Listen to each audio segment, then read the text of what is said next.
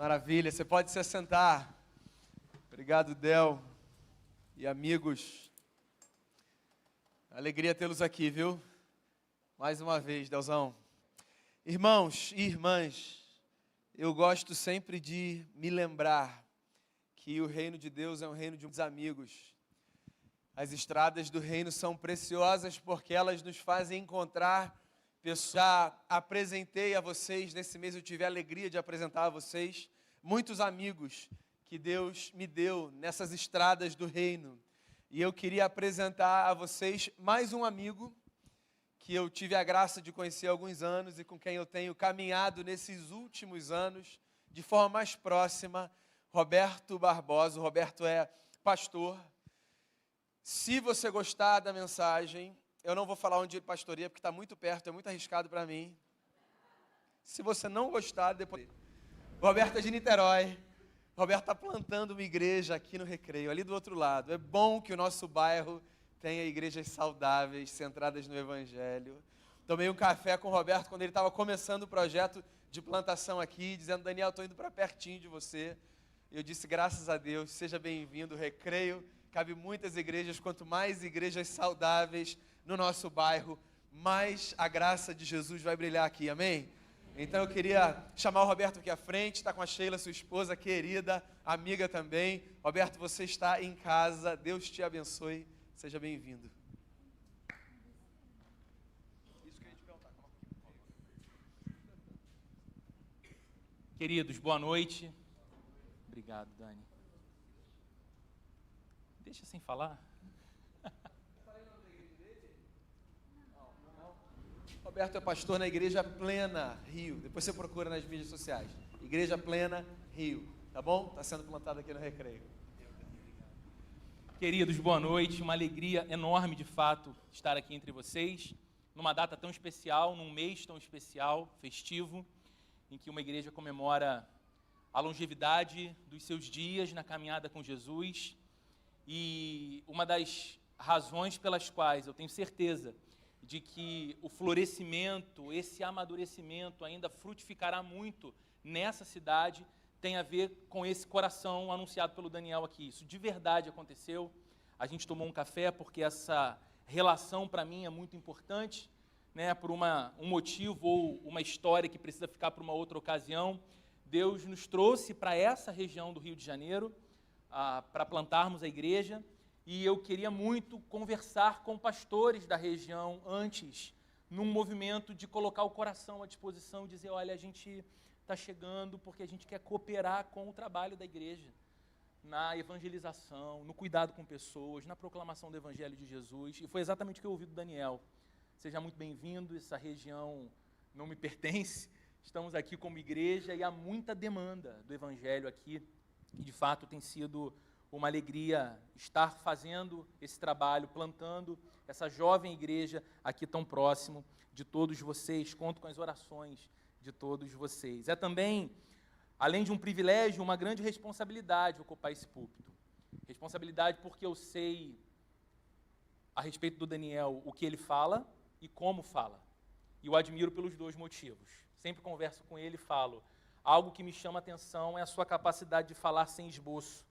Você viu que eu pedi para colocar o púlpito aqui no meio? Sem uma anotação eu não sou ninguém, eu não sustento o que eu vou falar aqui para vocês em hipótese alguma. Eu não tenho essa graça, esse dom que Deus deu ao meu amigo Daniel. E também a habilidade do Daniel em falar bastante coisa em pouco tempo. E eu falei com ele: quanto tempo eu tenho, Daniel? Ele perguntou: o tempo que você quiser. Eu falei: não fala isso para mim, porque eu sei que pode ser a única vez que eu venho aqui nesse lugar. Então, irmãos, tenham misericórdia, eu vou buscar de verdade ser o mais objetivo que posso. Gostaria de convidar você a abrir a sua Bíblia ou acompanhar o texto. Eu imagino que ele será projetado aqui. Se encontra no Evangelho de Mateus, capítulo 5, do verso 13 até o verso 16, um texto conhecido de todos nós, um texto do coração de todos nós, ou da maioria de nós. E eu queria refletir nestas palavras de Jesus aos seus discípulos com você na noite de hoje. Evangelho de Mateus, capítulo 5, a partir do verso 13, eu leio na NVI, e diz assim a Bíblia: palavras do nosso Senhor aos seus discípulos no alto do Sermão do Monte. Vocês são o sal da terra. Mas se o sal perder o seu sabor, como restaurá-lo? Não servirá para nada, exceto para ser jogado fora e pisado pelos homens. Vocês são a luz do mundo. Não se pode esconder uma cidade construída sobre um monte, e também ninguém acende uma candeia e a coloca debaixo de uma vasilha. Ao contrário, coloca-a num lugar apropriado e assim ilumina a todos os que estão na casa. Assim brilhe a luz de vocês diante dos homens, para que vejam as suas boas obras e glorifiquem ao Pai de vocês que está nos céus. Queridos, no curso da história do nosso mundo, muitos discursos, muitos pronunciamentos marcaram lugar na história, foram relevantes para o desenvolvimento de cidades, de países, a transformação de continentes. Se você gosta de política, você vai se lembrar de grandes discursos políticos. Se você gosta de tecnologia, você vai se lembrar dos grandes pronunciamentos de Steve Jobs.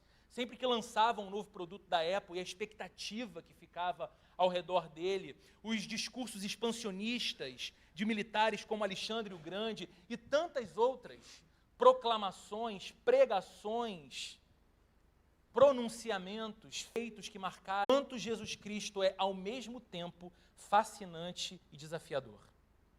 Ele é fascinante porque, ao lançar os fundamentos do reino de Deus diante dos seus discípulos, ao anunciar as bases que fundam o reino de Deus, que foi inaugurado por Jesus entre os homens, e que deveria se tornar, então, fundamento estruturante da vida de todo discípulo de Jesus, ele encanta os seus discípulos, ele apaixona os seus discípulos, encorajando-os ao cultivo de uma nova espiritualidade.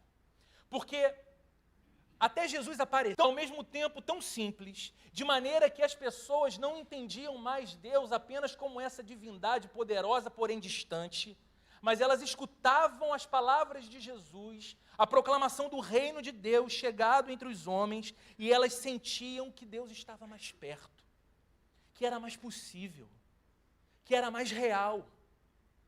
E esse cultivo dessa nova espiritualidade tem sim muita conexão com a nossa interioridade. Demanda fé. Fé num Deus que nós não vemos, porém cremos. Cantamos um pouco sobre isso aqui na música do Del, Tua Forte Mão. Ainda que não o vejamos, confiamos no seu cuidado, confiamos na sua condução. Isso é fé. E em certa dimensão é algo extremamente subjetivo. Porém, Jesus não é apenas, como eu disse, fascinante, mas é também desafiador. Porque ao mesmo tempo que ele fala do cultivo de uma nova espiritualidade, que poderia ser traduzida por nós como algo assim mais privado, ele também nos desafia a uma nova ética. Ele também nos desafia a um novo padrão comportamental que transborda desse interior que foi tocado por Deus, que transborda dessa vida que no coração é nova, dessa compreensão acerca da sua própria história, do seu lugar no mundo, que são novos por causa de Deus, por causa da realidade de Jesus. E é isso que nós vemos também no Sermão do Monte. O desafio de não entendermos a fé cristã apenas como algo que a gente realiza no instante de uma hora e meia de um culto como esse, mas algo que tem o poder e a necessidade de abranger a vida como um todo.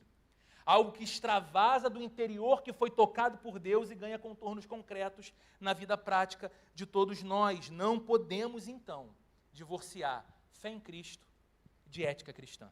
Não podemos aceitar essa ideia de uma fé cristã que é divorciada de ética cristã. Já no início do século XV, um teólogo chamado Hans Denk escreveu certa vez que ninguém pode conhecer a Cristo verdadeiramente, a não ser que o siga na vida. Eu acho interessantíssima essa expressão de um teólogo de um tempo tão distante do nosso, mas falando numa linguagem tão necessária ao nosso entendimento hoje. Não existe conhecimento verdadeiro de Cristo, porque o conhecer verdadeiro de Cristo não se restringe ao campo dogmático, conceitual, teórico.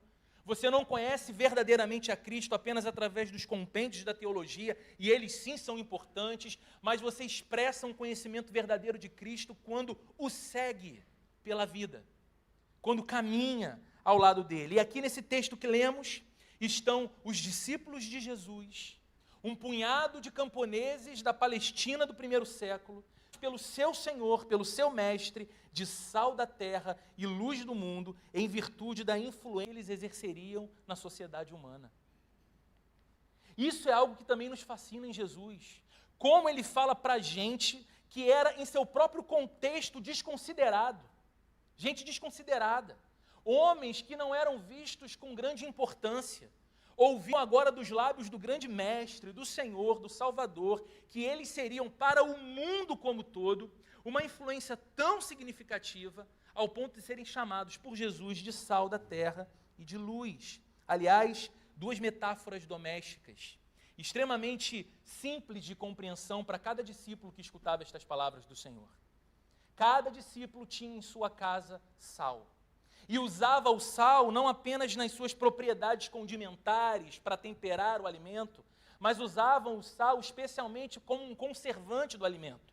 Num tempo em que não havia refrigeração, a necessidade de luz, como nós temos hoje, embora produzida de outra forma.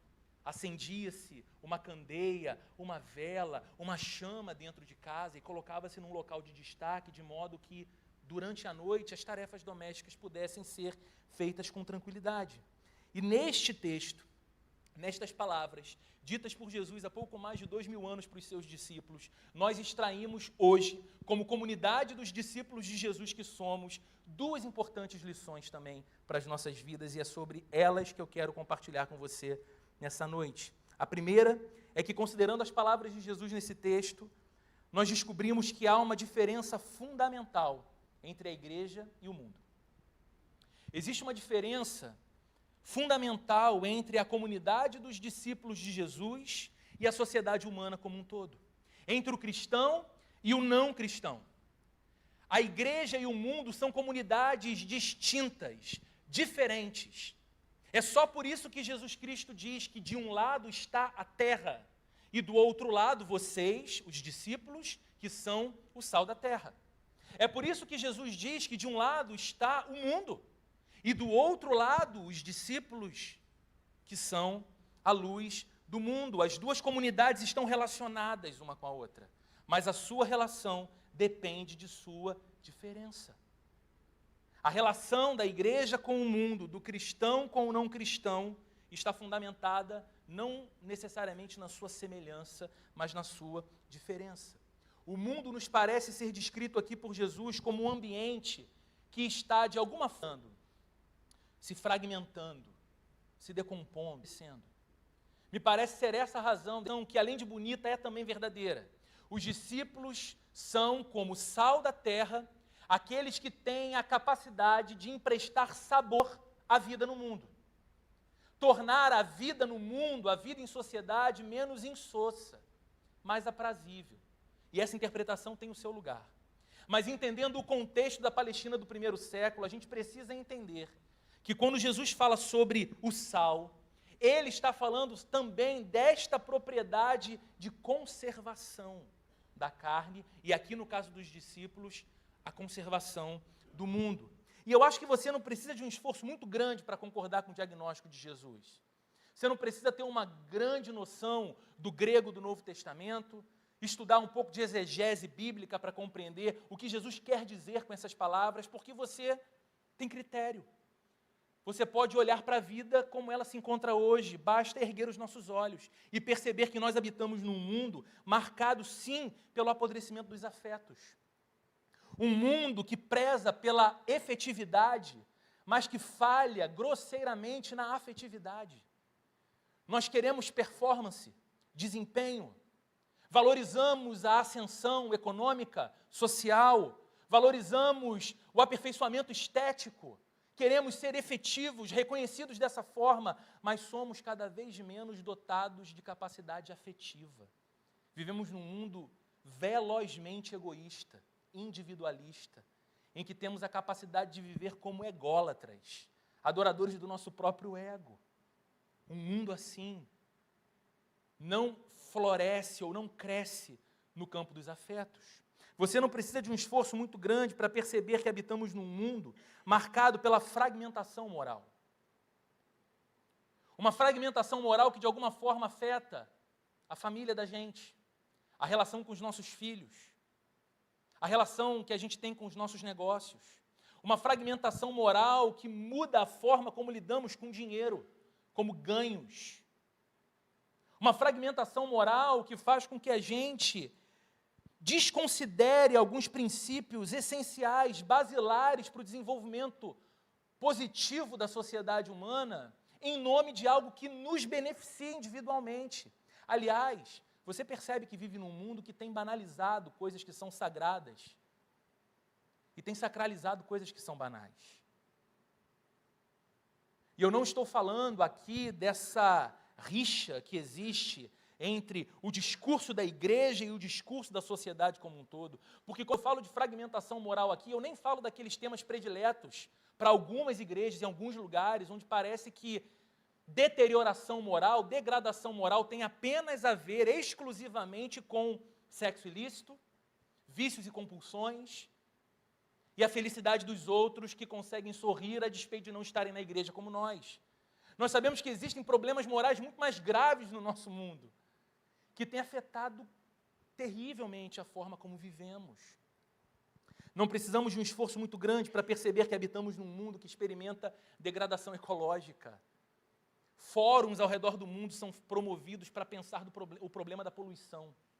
E a gente não sabe o que fazer. E a gente vai jogando para a geração futura, porque a grande bomba vai estourar numa geração futura, talvez a dos nossos netos. Então pensamos que como não vai ser na nossa geração, e nós somos tão individualistas, deixamos para lá e depredamos o jardim de Deus. Não somos cultivadores do jardim de Deus. Não cuidamos da criação de Deus. Vivemos num mundo que experimenta também a deterioração espiritual. Porque Deus tem perdido não apenas a sua centralidade, mas a sua beleza nos corações. Deus tem se tornado cada vez mais um conceito particular, privado. Deus é quem eu quero que Ele seja. Deus tem a cara que eu quero que Ele tenha. E nós temos feito aquilo que Eugene Peterson disse certa vez, nós temos substituído o conceito tradicional da Trindade, Deus Pai, Filho e Espírito Santo, para nos devotarmos a uma outra trindade, que ele chamava de trindade substituta. O Deus, nossas necessidades, nossos desejos e nossos sentimentos. Quem é Deus para mim? Deus é alguém sempre disponível a satisfazer as minhas necessidades, a atender aos meus desejos, e é percebido por mim sempre apenas através dos meus sentimentos. Diante desse quadro desenhado por Jesus, cabe-nos a pergunta: quem são os discípulos de Jesus? Qual é o seu papel no mundo? E ouvindo as palavras de Jesus, nós podemos dizer que os cristãos são, ou deveriam ser, o sal que conserva esse mundo. Os cristãos são, ou deveriam ser, os agentes de preservação da vida em um mundo que se deteriora. E de que maneira eles fazem isso? Preservando em si mesmos a sua salinidade. Foi o próprio Cristo quem disse numa outra passagem: tenham sal em vocês mesmos.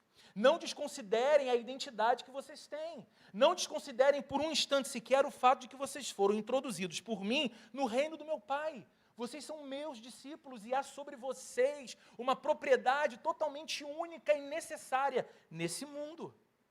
Mas o mundo também é descrito por Jesus como um ambiente sem luz, um ambiente em trevas. E eu acho que você também não precisa de muito esforço para concordar com ele, porque percebe que habita num mundo marcado por uma escuridão que desorienta. Nunca tivemos acesso a tanta informação como hoje, na palma da mão. Nunca tivemos acesso a tanta formação como hoje. Universidades, cursos de pós-graduação, mestrado, doutorado, e isso é extremamente positivo. Porém, temos mais títulos, temos mais diplomas, temos mais conteúdo acumulado, mas não temos mais sabedoria. Não temos nos tornado mais sábios. Torna-se cada vez mais difícil pensar nas consequências das nossas escolhas. Aliás, temos cada dia mais tomado decisões com base em instintos, impulsos, sentimentos, e não com razoabilidade. Vivemos num mundo marcado por uma escuridão que impede de ver com clareza. Aliás, já não enxergamos a nós mesmos com clareza. Você tem rede social? Eu tenho, só Instagram. Há 4 anos atrás eu cancelei, ou perto de 4 anos, eu cancelei o Facebook. E ainda tenho Instagram. Gosto do Instagram. Não sou o tipo de pessoa que fica batendo em redes sociais, mas eu acredito que uma geração virá, talvez a dos nossos filhos, que vai estudar o fenômeno da introdução das redes sociais, e nós somos esses que primeiro testaram, e vão rir da nossa geração. Da forma tão estúpida como nós lidamos com essa plataforma que pode ser tão bem usada, mas muitas vezes é tão mal usada por nós, quando acreditamos que o mundo inteiro precisa ter ciência e está ansioso para saber a nossa opinião a respeito de tudo. E que o mundo está interessado em saber a loja em que você compra roupa, o restaurante que você frequenta, a pousada que você foi descansar no final de semana, e você precisa não apenas publicar as suas selfies, mas marcar os locais em que você está para ser então apreciado. Eu costumo dizer que nenhuma mulher tira uma selfie numa manhã de terça-feira sem maquiagem, de cólica. Porque a gente espera pelo nosso melhor rosto, a nossa melhor performance. É o que a gente quer expor e a gente já não se enxerga mais porque nos tornamos aquilo que a expectativa do mundo impõe sobre nós, personagens. Assumimos máscaras, não vivemos como nós mesmos, na autenticidade de quem somos. E novamente nos cabe a pergunta, diante desse diagnóstico de Jesus sobre o nosso mundo: quem são os discípulos de Jesus? Qual é o papel deles neste mundo? E de acordo com as palavras do Senhor, vocês são a luz do mundo. Nós podemos responder que os cristãos são, ou deveriam ser, exatamente essa luz que brilha, que ilumina um mundo escuro. E isso através de uma fé encarnada. Isso é possível através de uma fé que nos leva a ser, como indivíduos, no discurso e na prática, holofotes da luz de Deus nesse mundo. Uma fé que é discurso, porque a nossa fé é proclamação. A nossa fé é anúncio. A nossa fé tem sim discurso, um discurso lindíssimo. Mas uma fé que encarna. Uma fé que é simétrica com a vida que a gente vive, ou uma vida que é simétrica com a fé que nós professamos. A influência dos cristãos na sociedade e a influência dos cristãos sobre a sociedade depende daquilo que os torna diferentes dessa sociedade. E há beleza em assumirmos que, se discípulos de Jesus somos, se súditos do reino de Deus somos também, sim, diferentes. E não lidamos com isso com arrogância, soberba espiritual, porque seria a primeira demonstração de que nem discípulos do Cristo somos. Lidamos com isso com humildade e senso de privilégio humana como um todo. Em segundo lugar, nós aprendemos que precisamos aceitar a responsabilidade que esta diferença coloca sobre nós. É uma alegria ser cristão. É uma graça enorme e também uma grande responsabilidade. Os discípulos de Jesus são chamados para serem purificadores morais em um mundo onde os padrões morais são baixos, instáveis e, por vezes, inexistentes. E eu sei, porque nós estamos numa igreja. E por mais que estejamos numa igreja cujo discurso não esteja fundamentado nisso, nós temos toda uma tradição dessa forma. Mas você é uma pessoa com graves problemas morais, que a igreja é tendencioso a transformar gente em coisa. Numa época em que aprendemos a lidar com as pessoas não como pessoas, mas como coisas. Ora, coisa de dar prazer. E você sabe, o nosso mundo tem vivido assim. E quando os discípulos de Jesus olham para a sociedade como um todo, e por mais distantes de Deus que homens e mulheres estejam, discípulos de Jesus são capazes de olhar para as pessoas como seres criados à imagem e semelhança do Deus que eles adoram, amam. Eles não vão desprezar a dignidade daquela vida humana. Eles vão lutar contra a exploração, porque se colocar no lugar do outro dá um trabalho danado. E a gente vai dizer o seguinte: olha, eu acho até bonito o discurso da compaixão, eu acho até bonita essa ideia da misericórdia, a capacidade de sentir como o outro sente, mas eu já tenho uma vida muito ocupada, eu tenho demandas muito grandes, não dá para me ocupar do outro, isso vai me drenar as energias. Os discípulos de Jesus tornam-se purificadores morais quando pautam a sua vida por justiça e verdade. Num mundo, muitas vezes, pautado em engano, mentira e tantas injustiças. Quando não dizem amém para aquilo que é injusto. Honestidade e respeito. Os discípulos de Jesus chamam pecado de pecado. Não temos problema com a verdade que saiu dos lábios de Cristo, sairá dos nossos lábios também, mas tem uma diferença. Seguindo a Cristo, seremos pessoas constrangedoramente respeitosas com todos, de modo que o mundo pode até não aquilo que dizemos, com o diagnóstico que emitimos, mas precisam, de alguma forma, respeitar ou considerar a forma amorosa como dizemos. E como isso tem faltado em muitas plataformas como essa, e como isso tem faltado em muitos autodenominados cristãos na nossa sociedade, não é verdade? Uma forma de defender a verdade de Jesus com violência, assumindo uma postura completamente antagônica à postura de Jesus. O nosso papel é o de sermos esfregados nessa sociedade, assim como o sal era esfregado na carne, nas casas da Palestina do primeiro século. Para isso, nós precisamos parar de traduzir espiritualidade. Nós glorificamos a Deus, nós oramos juntos, nós ouvimos a palavra de Deus, nós somos equipados para viver a vida cristã fora daqui. Porque quando a gente vai embora daqui, o Senhor não fica aqui esperando ansiosamente pelo próximo domingo de manhã. Ele vai embora com a gente, Ele vai fazer vida com a gente, Ele vai fazer missão com a gente. Nós precisamos parar de traduzir espiritualidade como culto e começarmos a tratar a espiritualidade cristã como vocação cristã para a vida no mundo. Afinal de contas, essa foi a pergunta de Jesus: qual é o valor de um sal que perde seu sabor?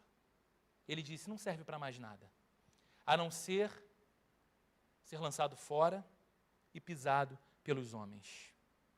Quanto de pisadas a igreja tem sofrido na sociedade hoje, que não é consequência de uma perseguição à fé genuína dos cristãos, mas tem a ver com a incapacidade dos cristãos ou de algumas igrejas de serem o sal que Jesus disse que deveríamos ser.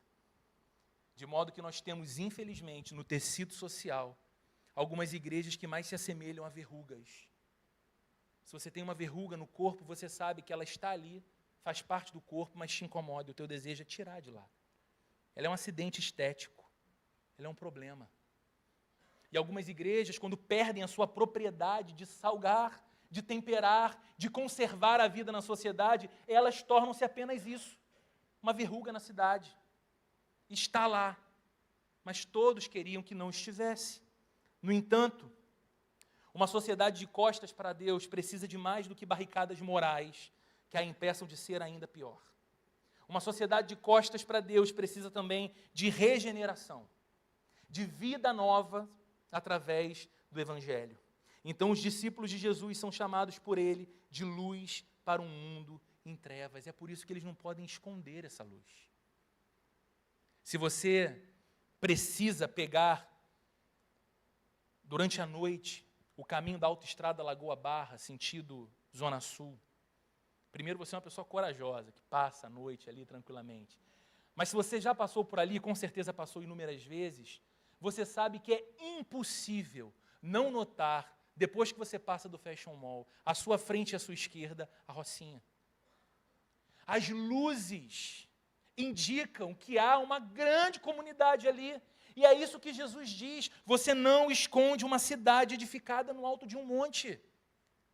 Ninguém acende uma vela e coloca debaixo de uma vasilha. Você acende e coloca num lugar de destaque que ilumine o ambiente em que as pessoas estão. Por isso, os discípulos de Jesus não podem apagar a luz do Evangelho neles, seja através do pecado, seja através da omissão ou do medo da rejeição, o medo do julgamento. Como eu serei recebido se eu anunciar a singularidade de vida que eu achei em Jesus de Nazaré? Como eu serei visto pelos meus pares profissionais se eu realmente verbalizar a eles que a minha vida é uma vida centrada em Deus?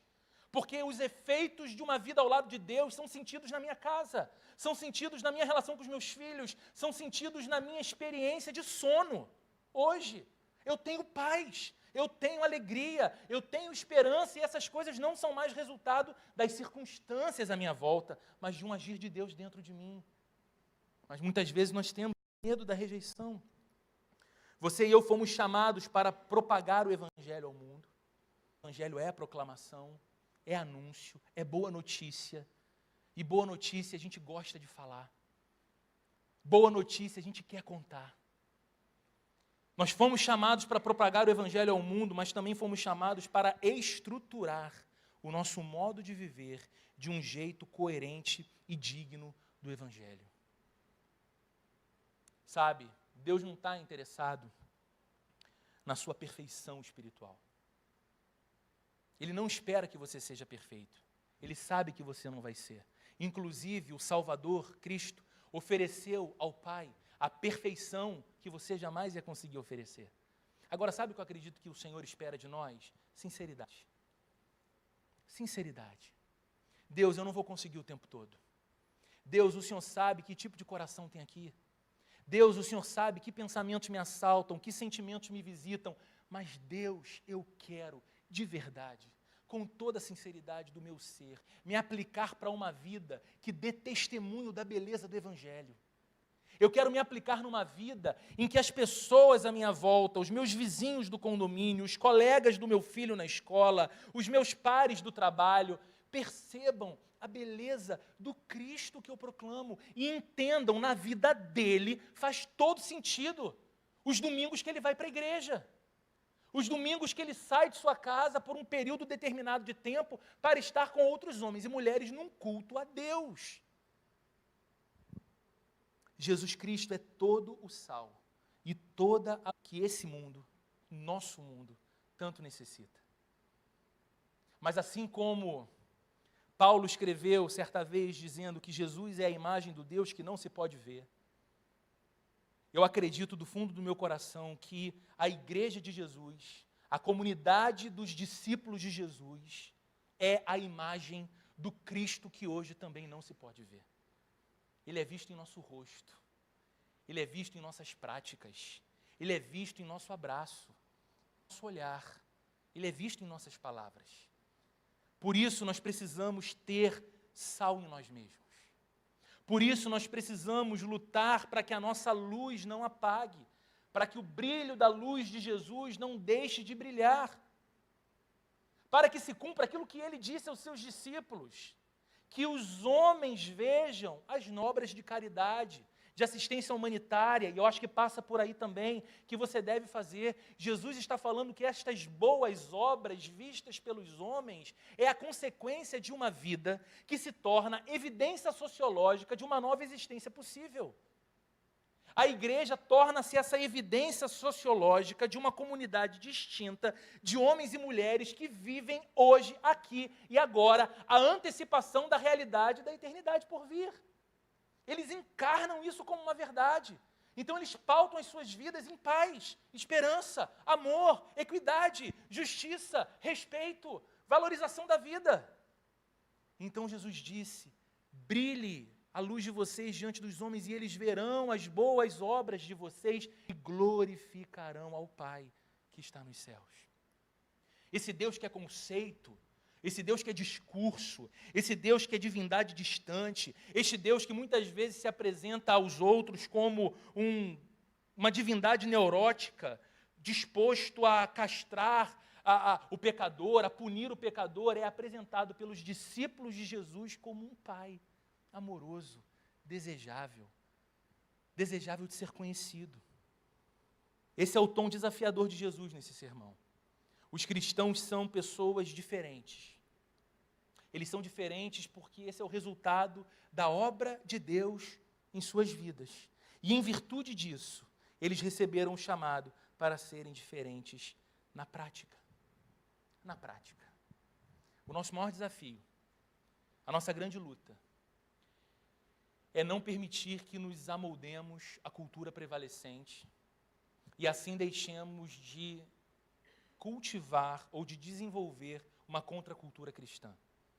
A contracultura cristã não é oposição ao mundo, muito menos oposição a todo tipo de manifestação cultural. A contracultura cristã é apenas isso.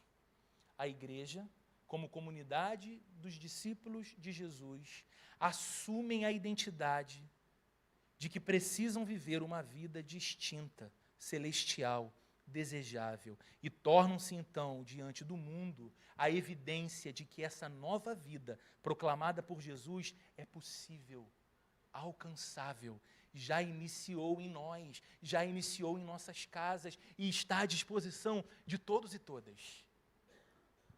Você consegue perceber como que ser discípulo de Jesus é algo muito mais elevado o Evangelho? Sabe do que o nosso mundo precisa?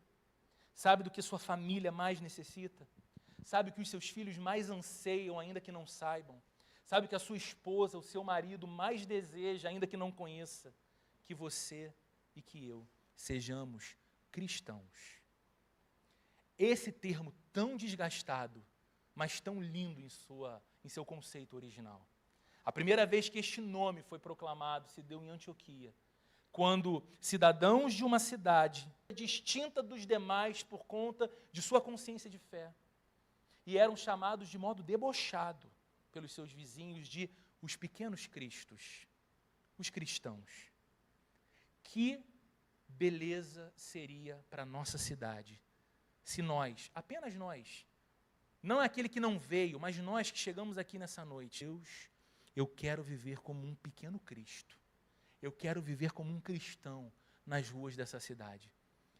Acredite, você não sabe, nem eu sei, o quanto de coisas o Senhor pode realizar, não apenas em nós, mas também através de nós. Que o Senhor nos abençoe e que o Senhor conceda a cada um de nós individualmente e a essa igreja tão querida como comunidade, a longevidade de uma comunidade viva, de discípulos de Jesus, que proclamam essa graça, que falam desse amor, que encarnam essa verdade e que estruturam a vida cotidiana sob a plataforma do Evangelho e do Reino de Deus. Eu posso orar com você? Feche seus olhos, por favor, curve sua cabeça. Senhor querido, te louvo demais nessa noite pela oportunidade preciosa de compartilhar a Tua palavra com os meus irmãos e irmãs. Eu louvo o Teu nome pela vida do Senhor na vida dessa comunidade. E eu te peço, Senhor, que Tu nos conceda a graça de vivermos como Teus discípulos nesse mundo, nesse tempo. Que o Senhor nos dê olhos de amor e misericórdia, capazes de contemplar o quanto de fragmentação há no nosso mundo, o quanto de deterioração e degradação há na nossa sociedade. E que nós sejamos homens e mulheres tão identificados com Jesus, que lutemos contra esta investida tão terrível de diminuir e apagar a beleza da imagem de Deus no ser humano. Que o Senhor nos ajude a ser a Tua luz, a sermos a Tua luz nessa cidade, de modo que a proclamação do Evangelho seja fiel em nossos lábios e igualmente fiel na forma como vivemos. No nome do nosso Salvador, nós oramos para a Tua glória, Senhor, para a alegria do nosso coração. Amém e amém.